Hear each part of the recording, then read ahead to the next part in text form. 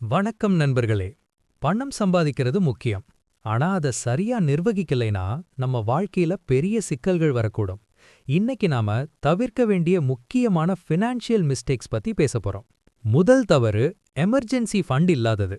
எதிர்பாராத மருத்துவ செலவு, வேலை இழப்பு அல்லது குடும்ப அவசர நிலை வந்தா எமர்ஜென்சி ஃபண்ட் இல்லாம கடன் சிக்கல்ல சிக்கிவிடக்கூடும்.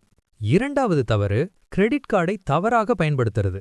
மினிமம் பேமெண்ட்டை மட்டும் செலுத்துறது அதிக வட்டி சேர்த்து டெட் ட்ராப்புக்கு வழிவகுக்கும். மூன்றாவது தவறு இன்சூரன்ஸை புறக்கணிக்கிறது. லைஃப் இன்சூரன்ஸ், ஹெல்த் இன்சூரன்ஸ் இல்லாம ஒரு பெரிய ஆபத்து நடந்தால் குடும்பம் நிதி சிக்கல்ல சிக்கிவிடக்கூடும். நான்காவது தவறு பட்ஜெட் இல்லாம செலவழிக்கிறது.